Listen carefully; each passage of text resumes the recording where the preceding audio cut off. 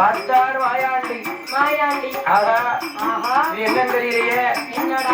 இதனால் இதுவரைக்கும் நம்ம கைலாசத்துல இருந்திருக்கோம். இப்படி ஒரு வாழை நமக்கு அடிச்சதே இல்லையே. இப்படி ஒரு சமையல் நம்ம அம்மா பண்ணதே கிடையாது.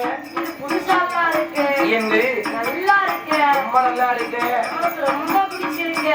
என்ன வாசனைன்னு தெரியவில்லையே. என் பேச்சு மகன்களுடைய ஐயா, என் பேர் பெரிய மாயாண்டி.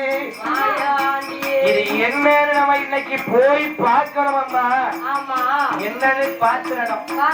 இது நல்லதா இல்ல கெட்டதா என்ன ஏதுன்னு நாம பார்த்து விட வேண்டும்.